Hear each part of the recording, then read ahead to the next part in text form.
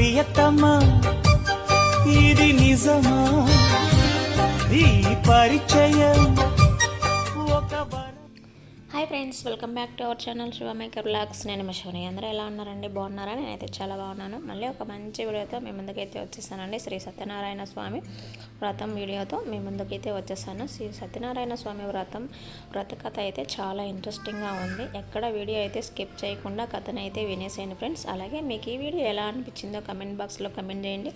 మన ఛానల్ని first time చూస్తున్నట్లయితే ప్లీజ్ సబ్స్క్రైబ్ చేసుకోండి ఫ్రెండ్స్. మీ యొక్క పెద్ద మనసుతో ఒక చిన్న లైక్ ఇచ్చి ఈ యొక్క చిన్న యూట్యూబర్ని మీ అందమైన మనసుతో ఒక చిన్న లైక్ ఇచ్చి సపోర్ట్ చేయండి ఫ్రెండ్స్. వీడియో అయితే ఎక్కడ స్కిప్ చేయకుండా చూసేసాను friends. Thank you for watching my video. Bye bye friends. మళ్ళీ ఒక మంచి వీడియోతో మేము ముందుకు వస్తాను. అంతవరకు సెలవు. ఇట్లు మీ శివ.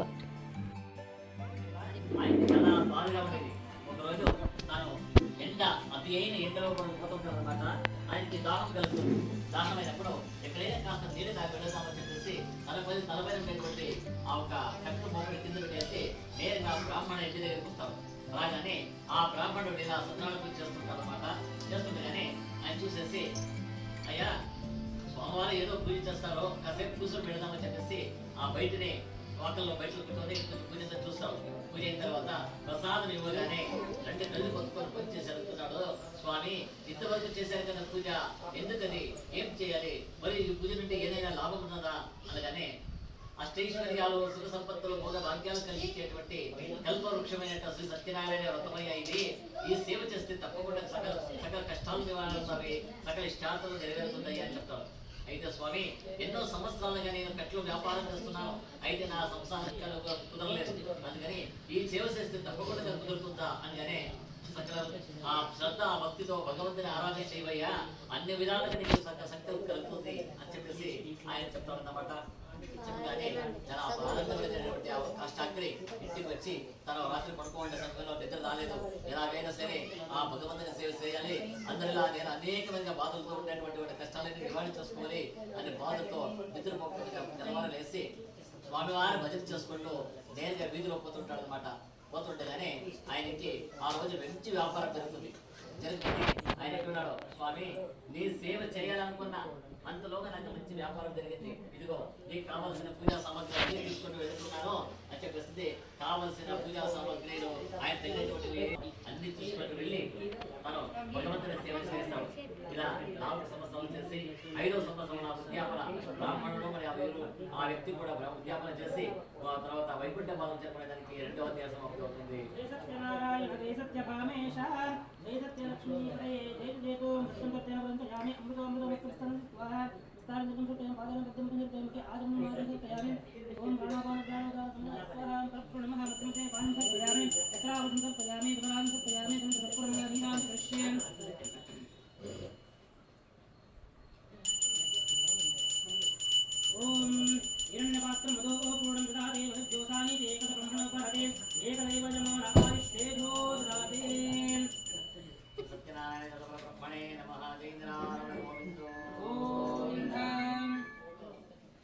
రాజు అనేటువంటి రాజు ఒక సముద్ర గడ్డ పైన అతి వైభవంగా సత్యనారాయణ పూజ చేస్తుంటాడు. ఇలా చేస్తున్న సమయంలో ఆయనకి అనేకమైన దానా ధర్మాలు చేసుకుంటూ అనేకమైనటువంటి ఒక అన్నదానాలు, గోదానాలు, సువర్ణ దానాలు చేసుకొని అతి వైభవంగా సత్యనారాయణ చేస్తుంటాడు అనమాట. చేస్తున్న సమయంలో అదే ఒక రాజ్యంలో ఒక వైశ్యుడు, అంటే వెండి, బంగారం, వజ్ర, వైడూర్య, నగద, వాణిజ్యాలు వ్యాపారం చేసేటువంటి వ్యక్తి తను అన్ని కూడా పడవలో నిలుపుకొని అది వేరే దేశానికి పోయి ఆయన బయలుదేరుతున్నాడు అనమాట. బయలుదేరుతుంటేటప్పుడు ఆ రాజుగారు సముద్ర గడ్డపై పూజ చూసేసి, రాజుగారు ఏదో పూజ చేస్తారో కాసేపు చూసేద్దామని చెప్పేసి నేరుగా పడవని తన పక్కన నిలబెట్టేసి నేరుగా రాజు దగ్గరికి వస్తారు. రాజుగారు చూసి, అయ్యా ఈ యొక్క రాజ్యానికి అనేక ప్రజలందరికీ కూడా ఒక రాజుగారు మరియు ఈ యొక్క ధనవంతులు కూడా, అలాంటప్పుడు ఎందుకు ఏ కష్టాల కోసం ఈ పూజ చేసినప్పుడు ఆయన చెప్తున్నాడు, అయ్యా అష్టైశ్వర్యాలు, సుఖ సంపత్తులు, భోగ భాగ్యాలు అన్ని కలిగించాడు పరమాత్ముడు, కానీ సంతానం అనే ఒక భాగ్యం లేకపోయింది అయ్యా, ఆ సంతానం కొరకై నేను ఈ పూజ చేస్తున్నాను అనగానే, అయితే స్వామి నేను కూడా 16 సంవత్సరాలైన పెళ్లి వివాహం జరిగి కానీ ఇంతవరకు సంతానం కలగలేదు, కాబట్టి ఈ యొక్క భగవంతుని చేస్తే తప్పకుండా సంతానం కలుగుతుందా అని సందేహపూర్వకంగా అడిగినప్పుడు, సందేహపడకయ్యా, ఈ భగవంతుని సేవలు శ్రద్ధ భక్తితో చేయి, అనేకమైన ఇష్టార్థులకి నెరవేరుతుంది, సకల ఇష్టార్థులు కలుగుతుంది అని చెప్తారు. అనగానే చాలా ఆనందపడినటువంటి ఆ ఒక వైశ్యుడు నేరుగా ఇంటికి వచ్చి తన భార్యతో చెప్తాడు. ఆమెకు ఎనలేనంత ఆనందం కలుగుతుంది. స్వామి, మీరు చెప్పిన ఒక మాటతో చాలా ఆనందం కలిగింది. ఇదిగో ఇప్పుడే పరమాత్మని సేవ చేసుకుంటాను మరియు ఆతులతో సంకల్పం చేసుకుంటే చెప్పేసింది. శ్రద్ధ భక్తితో ఆమె పుష్పాన్ని పట్టుకొని సంకల్పం చేసుకుంటుంది అనమాట. సంకల్పం చేసుకోగానే కొన్ని రోజుల తర్వాత ఒక రోజు శుభదినమన శుభలగ్నమన శుభ ముహూర్తమన పౌర్ణమి రోజున ఆమె గర్భం ధరిస్తుంది. గర్భం ధరించగానే 9 మాసాలు నమ్ముతుంది. 9 మాసాలు నిండిగానే ఒకరోజు శుభదినమన శుభలగ్నమన శుభోదయమన పూర్ణమ రోజున ఆమె ఒక ఆడబిడ్డకి జన్మనిస్తుంది అనమాట. ఇవ్వగానే ఆమెకు కళావతి అని నామకరణం చేస్తారు. చేసినప్పుడు ఆట పాటలతో అలవాటులతో అవన్నీ చూస్తూ ఆనందపడి ఆయన పూజలు మర్చిపోతారు.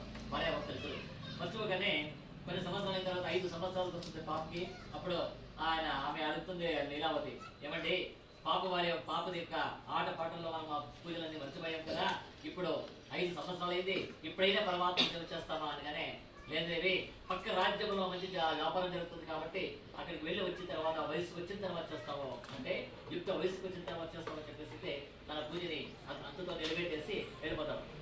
కొన్ని రోజులు అయిపోతుంది, 12 సంవత్సరాలు అవుతుంది. కళావతికి మళ్ళీ అడుగుతుంది, లేదమ్మా వివాహ భాగ్యంలో చేస్తావు, వివాహ సమయంలో చేస్తామని చెప్పేసి అప్పుడు మళ్ళీ ఆ పూజని నిలబెట్టేస్తాడు. మళ్ళీ వివాహం జరిగిపోతుంది. అబ్బాయితో కొంచెం చెప్తాడు, అయితే ఈ రోజున చేయండి స్వామి అన్నప్పుడు, లేదు దేవి అంగధ్వజన రాజ్యంలో మంచి వ్యాపారం జరుగుతుంది కాబట్టి అక్కడ వెళ్ళి ఆ యొక్క అంగధ్వజని రాజ్యంలో ఉన్నటువంటి వ్యాపారంతో వచ్చినటువంటి లాభంతో నేను అల్లుడు గారి ఇద్దరు చేరి పూజ చేస్తూ వస్తామని చెప్పేసి ఆయన వ్యాపారం చేసుకోవడానికి వెళ్ళిపోతాడు అనమాట. పోగానే అక్కడ ఆయన రాత్రి వేళ అంటే పడవలో పోతుంటారనమాట. వెండి బంగార వజ్ర వైడూర్య మాణిక్యాలు వేసుకుంటూ వ్యాపారం కోసం బయలుదేరుతున్నప్పుడు రాత్రి అయిపోతుంది. అయ్యా అల్లుడు గారు ఈ రోజు వ్యాపారం చేయడం కుదరదు, తర్వాత తెల్లవారి ఆ వ్యాపారం చేస్తామని చెప్పేసింది. తన పడవలో ఉండేటువంటి వెండి బంగార వజ్ర వైడూర్య అవన్నీ ఏందో అన్ని కూడా ఒక మానకింద వేసుకొని అక్కడ పడుకుంటాడు అనమాట. ఇక్కడ పరమాత్మనికి వీరిపైన అతి క్రోధమైన కోపం జరుగుతుంది. ఓరి దుర్మార్గుడా, నా సేవ చేస్తాను అనుకున్నావు, ఇంతవరకు చేయలేకపోయావు, అందుకని ఇప్పుడు నీకు ఏం చేస్తానని చెప్పేసి రాత్రి పక్కన ఉండేటువంటి జయావిజులు పిలిచి చెప్తున్నారు. ఓ జయావిజులారా, మీరు దొంగల వేషాన్ని వేసుకుంటూ వెళ్ళి ఆ యొక్క అంగధ్వజని రాజ్యంలో రాజముద్రికలు దొంగతనం చేసి ఆ దొంగతనాన్ని ఈ యొక్క వ్యాపార తలపైన పెట్టరాండి అని చెప్పేస్తాం.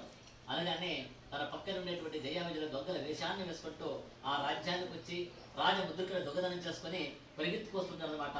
వస్తుండగానే ఆయన తరుముకుంటూ కొన్ని మంది మంత్రులు తరుపు వస్తుంటారు.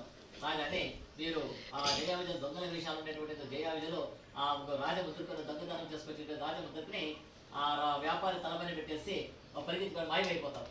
మాయం కాగానే ఈ బట్టలు వస్తారు. బట్టలు రాగానే చిత్తులు చూస్తారు, ఎవరు కనపడలేదు. తర్వాత ఆ మాన కింద చూసిన వెంటనే అక్కడ ఉండేటువంటి రాజముద్రకి కనపడింది. ఓ వీళ్ళు అన్ని దేశాలతో దొంగతనం చేసుకొచ్చి మా రాజ్యానికి వచ్చి రాజముద్రని దొంగతనం చేశారు అంటే వీరు పెద్ద దొంగలుగా ఉన్నారని చెప్పేసి వారి చేతులు కాలు కట్టి తీసుకుంటూ వెళ్ళి రాజముద్ర నిలబడతారు. అప్పుడు రాజుగారు విచారణ చేస్తున్నాడు, అయ్యా మీరు అంత శ్రీమంతులుగా కనబడుతున్నారు కదా, ఇలాంటి దొంగతనం చేసిన ప్రేమం ఎందుకు వచ్చినాయా మీకు అని చెప్పి అడుగుతారు. అడిగినప్పుడు ఆయన చెప్తున్నాడు, స్వామి మేము దొంగలు కాము, దేశానికి విదేశానికి వచ్చేది వ్యాపారస్తులు మేమని, కానీ పరమాత్మని యొక్క శాపం వల్ల ఆయన ఏం మాట్లాడుతున్నాడో అది శబ్దం రాకపోతుంది, మూగువాణిగా సౌండ్ చేస్తున్నమాట. చూసేసి ఓ వీడు పెద్ద దొంగగా ఉన్నాడు, మీరు తీసుకుపోయి బందీకాలంలో వేసేయండి అంటాడు. బందీకాలంలో వేసేయండి అని కానీ తను తీసుకుపోయి బందీకాలంలో వేసేస్తాడు. కొన్ని సంవత్సరాలు జరిగిపోతుంది. తినడానికి ఆహారం లేదు, తాగడానికి నీళ్లు లేవు, నిద్ర లేవు, అనేకమైన బాధలు పడుతుంటారు అల్లుడు గారు మరియు మామగారు. ఇలా ఉండేటప్పుడు అప్పుడు ఇక్కడ తల్లి కూతురిట్లో ఉండేటువంటి అన్ని పదార్థాలన్నీ దొంగతనం జరిగిపోయింది. తినడానికి వాళ్ళకి కూడా నీళ్ళు లేవు, తినడానికి ఆహారం లేదు, కట్టుకోవడానికి గుడ్డలు లేవు, అనేకమైన బాధలు పడుతున్న సమయంలో పక్కింటి ఎవరు మహానుభావ సత్తానం చేస్తుండగా కళావతి అనేటువంటి కూతురు వెళ్ళి ఆ పూజ చూసి వారి ఇచ్చేటువంటి ప్రసాదం తెచ్చి తాను పంచము తాను తన తల్లికి వస్తుంది. ఆమె అడుగుతుంది, అమ్మ ఎక్కడికి వెళ్ళిస్తున్నామా, రాత్రి వెళ్తాను అంటారు. అప్పుడు ఆమె చెప్తుంది, అమ్మ పక్కింట్లో సతాన పూజ చేస్తూ ఉండేవాళ్ళు రాత్రి కథా కాలక్షేపం ఉండేది కదా, అందుకే ఉండిపోతే అంటాడు అంటుంది. అనగానే ఆవిడ చెప్తుంది, నీ భర్త మరియు మా తండ్రి గారు అతి శీఘ్రంగా వచ్చేది అయితే మనము కూడా ఆ సత్యనారాయణ చేస్తామని చెప్పేసిందే శ్రద్ధ భక్తితో సంకల్పం చేసుకుంటున్నమాట. సంకల్పం చేసుకుంటేనే ఆయన రాజుగారి ఒక స్వప్నంలో పరమాత్మను కనబడుతూ చెప్తున్నాడు, ఓరి రాజా, నీ మధ్యకాలంలో ఉండేటువంటి వ్యాపారస్తులు మంచివారు, వారు దొంగలు కారు, కాబట్టి వాళ్ళని విడుదల చేయి చెప్పేసిందే చెప్తాడు. చెప్పగానే తన రాజుగారు భ్రాంతుడై కూర్చొని తెల్లవారుజామున దర్బారికి వచ్చి వారిని పిలిపించుకొని చెప్తున్నాడు, తెలుసో తెలియక అపరాధం చేశానయ్యా, నన్ను క్షమించాలి మీరు అని. అందుకని ఆ వ్యాపారం చెప్తున్నాడు, వ్యాపారి తెలుసో తెలియక చేశారు, కానీ అన్నీ తెలిసి నేను తప్పు చేశాను స్వామి, భగవంతుని సేవ చేయాలనుకున్నా ఇంతవరకు చేయలేకపోయా, అందుకే నాకు తక్క శిక్ష కనబడింది. ఇదిగో ఓ సత్యనారాయణ, నీ సేవ చేసే వరకు గుట్టుకు నీళ్లు కానీ మెతుకు అన్నం కూడా ముట్టమని చెప్పేసింది. అక్కడే శిరసాష్టంగా నమస్కారం చేసుకొని ఆయన ఊరు బయటికి బయలుదేరడానికి ప్రయత్నించడానికి 3వ అధ్యాయం సమాప్తి అవుతుంది. జై సత్యనారాయణ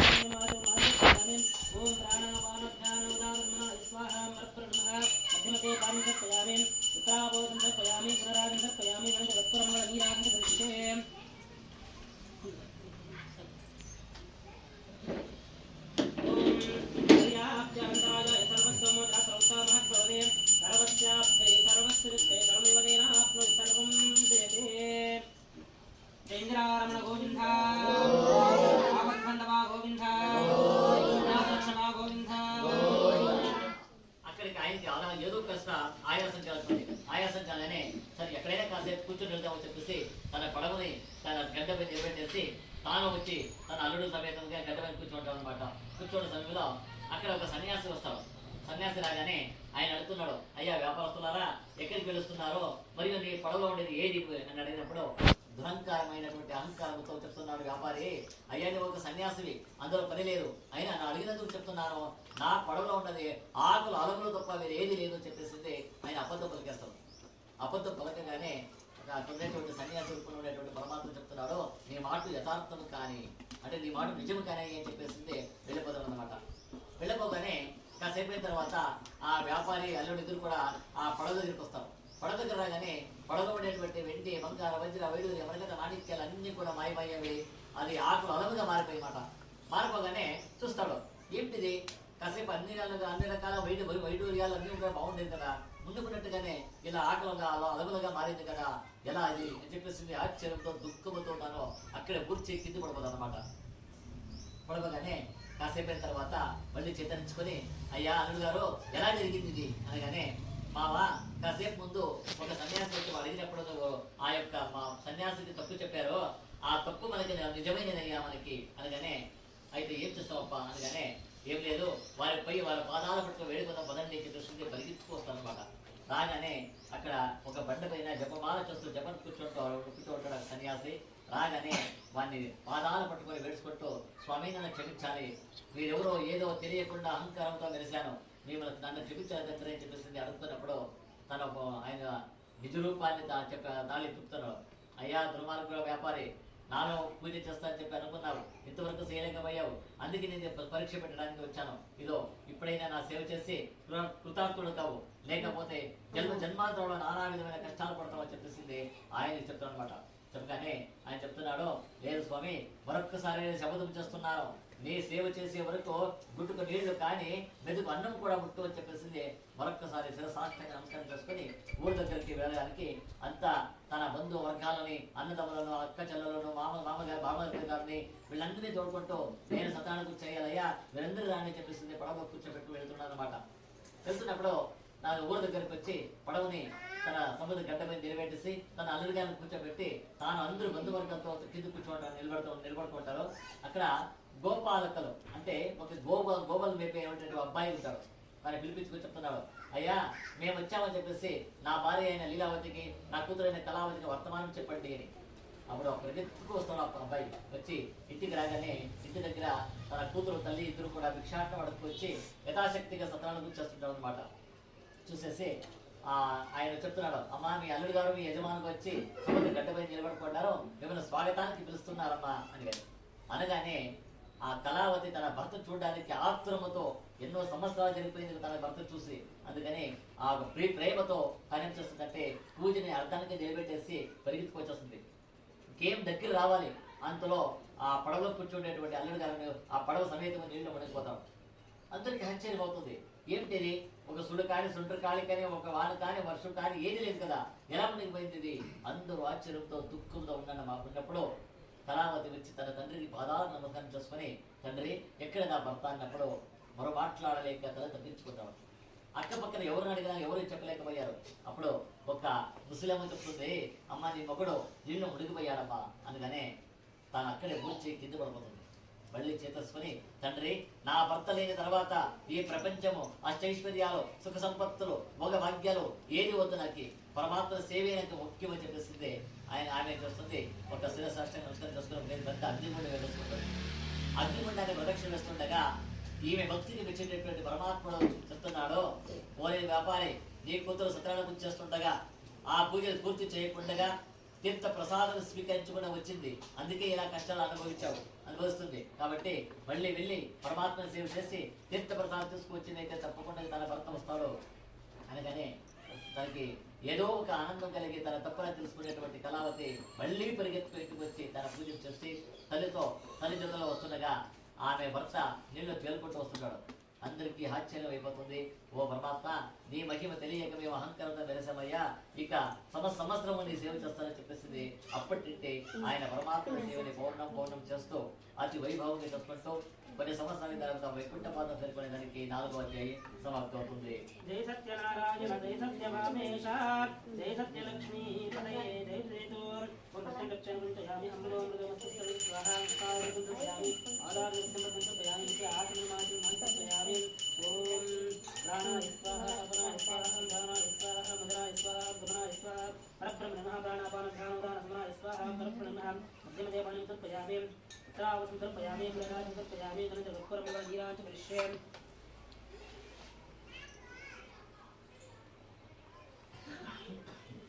ఓం పర్యాప్య అంతరాయ సర్వస్వముద్రాతౌతా మహద్భవదే సర్వస్యాప్తే సర్వస్యదత్తే సర్వమేవదేనాప్నోతి సర్వం మోదయతే ఓం దేహే మందావేదో భక్తం నిరర్గమః భగవస్తం ఓం జీవనం చతుర్దిశోదిశః జై ఇందిరారమణ గోవింద ఆపద్బాంధవ గోవింద జగన్నాథ రక్షక గోవింద. తర్వాత రక్షణ లేదు, మరి నేనే దేవుడు అని ఒక అహంకారంతో వేస్తుండేమాట.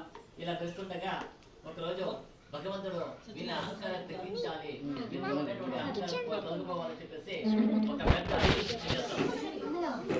ఆ పెద్ద అడవి సృష్టి చేసి ఆ అడవిలో అనేకమైన ప్రాణులు సృష్టి చేసుకుని అవన్నీ కూడా ఆ నగరానికి వెళ్ళిపోయి ఆ నగరంలో పంటలు అనేకమైన వెన్నులు అనేకమైనటువంటి రాజ్య ఒక జనాలను కూడా నాశనం చేస్తుంటాం అన్నమాట.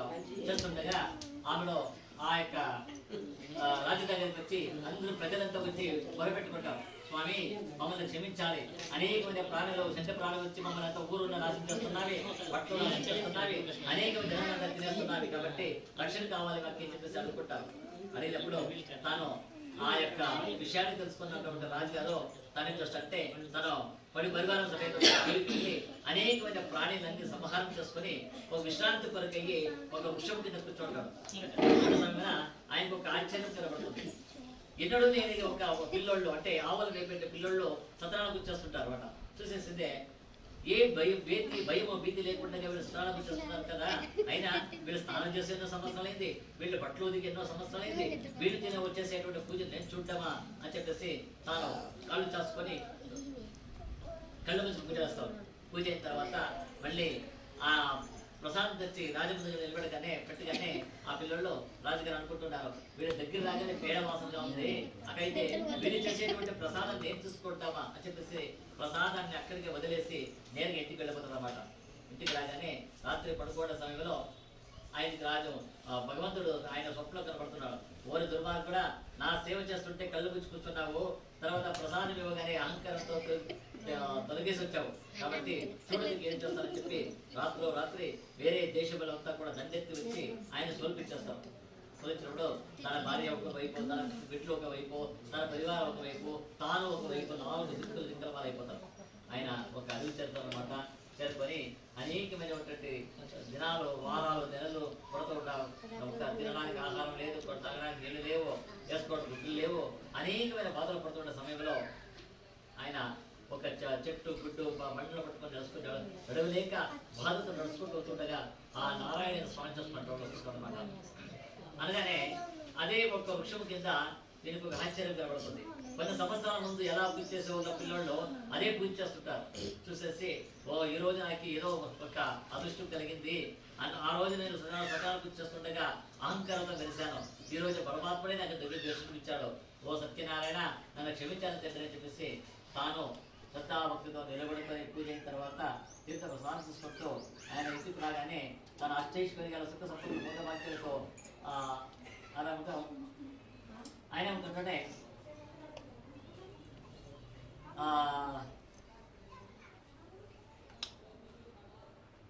ప్రసాదం ఇస్తారు. ఆ పిల్లలు ప్రసాదం తీసుకోగానే ఆయన చూస్తుంటే ఆ నిద్ర వచ్చేస్తుంది. నిద్ర రాగానే ఆయన అనుకుంటున్నాడు, మానక వరకు కూర్చోలో ఆయన స్వప్నం కనపడుతూ చెప్తున్నాడు. చెప్తూనే అయ్యా నా ప్రసాదం వల్ల ఈ రోజు నీకు అష్టైశ్వర్యాలు సుఖ సంపత్తులు భోగ భాగ్యాలు నీ రాజ్యము నీ సంపత్తులు అన్ని నీకు కలిగిందని చెప్పేసి ఆయన చెప్తానే చాలా సంతోషమైపోయి తనేం చేస్తాడంటే చట్టన నిద్రలో వేసినటువంటి లేసుకుంటుంటాడు. చూడగానే ఇంకొక ఆశ్చర్యం కనబడుతుంది. తన అరమనిలో అంటే ఆ స్థానంలో ముందులతో తూగుతూ ఉంటాడు అనమాట. చూసేసి ఏంటి మహిమ స్వామి, నీ మహిమ తెలియక అనేక సార్లు నేను అంశాలతో వెలిశానయ్యా, ఇదిగో ఈ దేహం ఉండేంత వరకు నీ సేవ తప్ప మరి ఏ సేవ చేయాలో చెప్పేస్తుంది. తను ఉండేటువంటి వెండి బంగారు వజ్ర వైద్య వర్గత మాణిక్యలు ఏముందో రాజ్య స్థానం సమితంగా దాన ధర్మాలు చేసుకుంటూ అతి వైభవంగా ప్రతి సంవత్సరం సత్యనారాయణ పూజలు పౌర్ణం చేసుకుంటూ కొన్ని సంవత్సరాలుగా ఆయన భగవంతుని సేవ చేసుకుని గంగలో కడిలో కడసారిగా ఆయన ఉద్యాపన చేసి వైకుంఠ పాదాలు జరపడానికి ఈ 5వ అధ్యాయం సమాప్తి అవుతుంది. అదే ప్రకారంగా మానవులైన మనము చేసేటువంటి తప్పులు ఎన్నో ఉంటాయి, తెలుసు తెలియక చేసే తప్పులను పరిహారం చేసుకోవాలంటే ఇలా భగవంతుని ఆరాధనలో, ఆయన భజనలో, ఆయన స్తోత్రాలు ఇవన్నీ ఎవరు చేస్తారో వారికి సుఖ సంపత్తులు కలుగుతాయి, ఇష్టార్థ సిద్ధులు కలగబడతాయి. దాంట్లో ఇంట్లో ఉండేటువంటి కలహాలు దూరం అవుతుంది, భగవంతుడు సంకల్పం అతి శీఘ్రంగా మనకు దొరుకుతుంది అనమాట. అందుకని ప్రతిరోజు లేకపోయినా ఒక నెలకొకసారైన కామాక్షి పట్టించి ఆయన ముందు నిలబడుకొని ఆ పాలు పెరుగు పెట్టి మనం శక్తానుసారంగా పరమాత్మని ప్రార్థన చేసుకుంటే తప్పకుండా మన కష్టాలు నివారిస్తుంది. శక్తి ఉన్న వాళ్ళు స్వతాలకు చేపిస్తుంటే ఇంకంత ఫలం కలుగుతుంది. కాబట్టి ఈరోజు మా కార్యకర్తలైన రమేష్ గారు, వారి భార్య గారు, వారి కుటుంబస్తులు శ్రద్ధాభక్తితో ఆ యొక్క పరమాత్మని సేవ చేసి కృతార్థులయ్యి శ్రీ సత్యనారాయణ స్వామి యొక్క కృపను ఇంకంత మందికి పరిపాలించాలి, నా యొక్క కుటుంబం సకలంగా ఆరోగ్యంగా ఉండాలి అని చెప్పి కోరుకుంటూ భగవంతుని కృపను సేవ చేసినందుకు వారికి కుటుంబానికి సకల ఇష్టార్థులు సౌభాగ్యాలు అష్టైశ్వర్యాలు కలగాలని చెప్పుకుంటూ శ్రీ సత్యనారాయణ స్వామి కథని సమర్పిస్తున్నాము చేస్తున్నాము.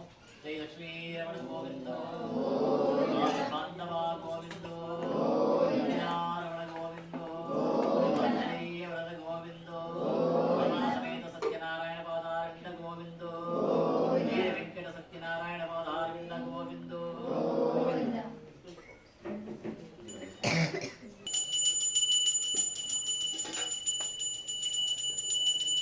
ఓం భూర్భువస్వః తత్సవితుర్వరేణ్యం భర్గో దేవस्य ధీమహి ధియో యో నః ప్రచోదయాత్. సత్యాచ్యుతాయ నమః, ఓం సత్యంధాయ నమః, ఓం సత్యసంగారాయ నమః, ఓం సత్యస్వర్గాయ నమః, ఓం సత్యనియమాయ నమః, ఓం సత్యమేధాయ నమః, ఓం సత్యవేద్యాయ నమః, ఓం సత్యపీయూషాయ నమః, ఓం సత్యమాయాయ నమః, ఓం సత్యమోహాయ నమః, ఓం సత్యసురానందాయ కాపాడు శ్రీ సత్యనారాయణ పన్నగ శయన పవన చరణ, పన్నగ శయన పవన ಕಾಗಿತೆ ಹರಿನಾಮ ನಾಮನೆಂದು ಸ್ಥಿರವಾಗಿ ನೀನಿಲ್ಲಿರು, ನನ್ನಲ್ಲಿ ಒಂದಾಗಿ ಉಸಿರಾಗಿರು. ಕಾಪಾಡು ಶ್ರೀ ಸತ್ಯನಾರಾಯಣ ಪನ್ನಗ ಶಯನ ಪವನ ಚರಣ, ಪನ್ನಗ ಶಯನ ಪವನ ಚರಣ, ನಂಬಿದೆ ನಿನ್ನ ಕಾಪಾಡು ಶ್ರೀ ಸತ್ಯನಾರಾಯಣ. ನಾರಾಯಣ ಲಕ್ಷ್ಮೀ ನಾರಾಯಣ, ನಾರಾಯಣ ಸತ್ಯನಾರಾಯಣ. ಪನ್ನೀರ ಅಭಿಷೇಕನ ಮಾಡಿದೆ, ಕರುನಾಡು ನೀಯನ್ನ ಕಾಪಾಡಿದೆ. ಪನ್ನೀರ ಅಭಿಷೇಕನ ಮಾಡಿದೆ, ಕರುನಾಡು ನೀಯನ್ನ ಕಾಪಾಡಿದೆ. ಬರಿದಾದ ಮಡಿಲನ್ನು ನೀ ತುಂಬಿದೆ, ನಾ ಕಾಣದಾನಂದ ನೀಡಿದೆ. ಕಾಪಾಡು ಶ್ರೀ ಸತ್ಯನಾರಾಯಣ, ನಾರಾಯಣ